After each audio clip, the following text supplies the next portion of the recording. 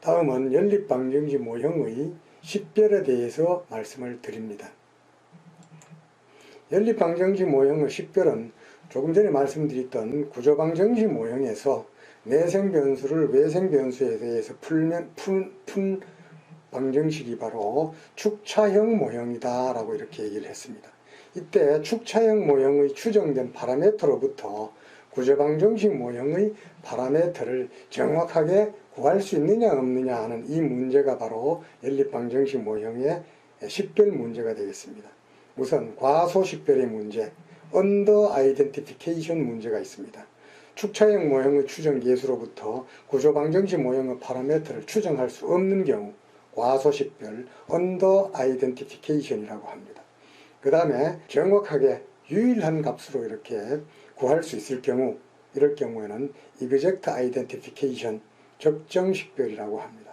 그 다음에는 유도할 수 있으나 유일하게 결정되지 않을 경우 이때를 과대식별, over identification이라고 합니다.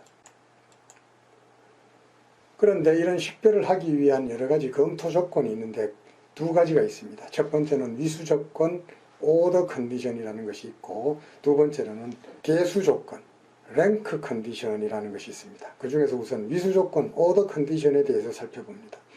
모형에서 내생변수의 개수를 g라고 했을 때 모형 전체에 포함되어 있는 내생변수, 외생변수, 시차 외생변수의 개수, 이것들이 굉장히 중요합니다. 내생변수의 개수와 모형 전체에 포함되어 있는 내생, 외생, 시차 외생 변수의 개수, 이것들을 가운데 어떤 방정식에서 모형 전체에는 포함되어 있으나 어떤 방정식에서는 빠져있는 변수, 이것을 m이라고 했을 때 m이 g-1보다 작다면 과소식별, g-1과 같다면 적정식별, 그 다음에 m이 크다면 과대식별이다 이렇게 이야기를 합니다. 이런 위수조건, order condition은 필요 조건이기는 한데 충분 조건이 아닙니다. 그래서 연립방정식 모형에 위수조건을 충족을 해서 과소식별이 되었을 때는 대수조건을 검토할 필요조차 없습니다. 이때는 식별이 안 됩니다. 그렇지만 적정식별이라든지 과대식별이 될 때에는 추가적으로 계수조건을 검토를 해야 됩니다. 그럼 이번에는 계수조건에 대해서 살펴봅니다. 계수조건은 말로 이렇게 표현을 하려면 굉장히 복잡하고 이해하기가 힘들기 때문에 사례를 이용을 해서 설명을 드립니다. 자, 방정식 순서, 우리 수요 함수가 이런 것이 있고 공급 함수가 이런 것이 있고 시장 균형 조건이 이렇게 있을 때 모형에 포함되어 있는 변수, 내생 변수, 외생 변수, 독립 변수를 이렇게 나열을 합니다. 그 다음 수요 함수, 공급 함수, 균형 조건을 이렇게 밑에 열로 이렇게 하고 수요 함수에서 QD가 있으니까 별표, QS는 없으니까 0, P는 있으니까 별표, Y는 있으니까 별표. 공급 함수에는 QD라는 변수는 없으니까 0, QS는 있으니까 별표, P는 있으니까 별표, Y는 없으니까 0. 균형 조건에는 QD, QS가 있으니까 별표, 독립 변수인 P와 Y는 없으니까 0, 0 이렇게 해놓습니다. 그런 다음에 자, 식별하려고 하는 함수, 여기에서는 공급 함수의 식별 여부를 검토를 합니다. 공급 함수를 제외를 하고 공급 함수에 있어서 들어있던 변수 이 부분을 둘 다 삭제를 합니다. 그렇게 되면 바로 남는 것은 요것이 남아 이렇게 남습니다. 자, 여기에서 모든 이쪽을 보든지 이쪽을 보든지 모든 것들이 0이 아니면은 바로 식별이 된다. 이렇게 이야기를 할 수가 있습니다.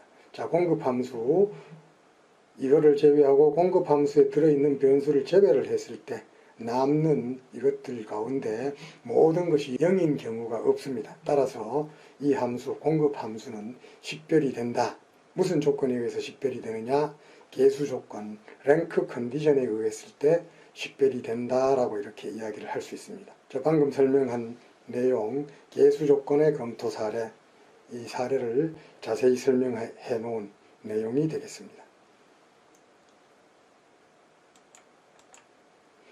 이번에는 연립방정식 모형의 추정 방법에 대해서 말씀을 드립니다. 자, 연립방정식 모형을 추정하는 데 있어서는 정보, information이라고 하는 것이 중요합니다. 아주 연립방정식 모형을 추정을 할 때 단순한 방법, 나이브 어프로치가 있습니다. 연립방정식 체계에서 각 방정식은 그냥 단순히 고전적 최소자승법을 적용을 합니다. 설명 변수로서 포함된 다른 방정식의 내생 변수라든지 독립 변수를 특별히 구분하지를 않고 개별 방정식의 등호 우측에 와 있는 변수는 그냥 단순히 독립 변수로 간주를 합니다. 하지만은 한 번에 하나씩의 방정식을 추정을 할 때 설명 변수로 사용되는 다른 방정식의 내생 변수와 독립 변수를 구분을 해서 이렇게 추정을 하는 이런 방법을 제한된 정보만을 사용을 한다 이래서 제한정보 접근법 Limited Information Approach라고 합니다. 구체적으로 2단 최소자승법, 제한정보 최후법, 도구변수 추정법 이런 추정 방법이 있는데 이런 것들을 제한된 정보, 전체 연립방정식 모형에서 제한된 정보만을 활용한다는 의미에서 제한정보 접근법 이렇게 이야기를 합니다. 하지만은 연립방정식 모형에 포함되어 있는 전체 체계에 있어서 모든 정보를 활용하는 겁니다.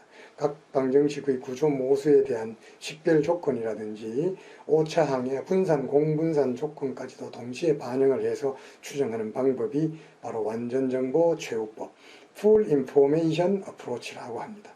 대표적으로 3스테이지 리스트 스퀘어스, 3단 최소 자승법이라든지 완전정보 최후법, Full Information Maximum Likelihood 이런 추정 방법들이 바로 완전정보 접근법입니다. 그래서 우리 연립방정식 추정 방법은 이런 정보를 활용하는 방법에 따라서 단일방정식 추정법과 연립방정식 추정법으로 크게 나눌 수가 있고 단일방정식 추정법에는 고전적 최소자승법과 간접 최소자승법, 2단 최소자승법 이런 것들이 있습니다. 연립방정식 추정법에는 3단 최소자승법, 완전정보 최후법 이런 것들이 있습니다. 이런 추정 방법, 특히 여기에 나오는 다양한 이런 추정 방법들은 이론적으로 설명하기 위해서는 상당히 복잡한 수식들을 필요로 합니다. 보다 관심 있는 분들은 이런 부분을 이론적으로 좀 더 배울 수는 있겠지만은 그렇지 않은 시청자들께서는 이런 용어의 존재 정도만 이해를 하고 그 다음에 직접 추정하는 방법에 대한 이해를 통해서도 여러분들은 계량경제학을 응용하는 데 큰 도움을 받을 수 있습니다.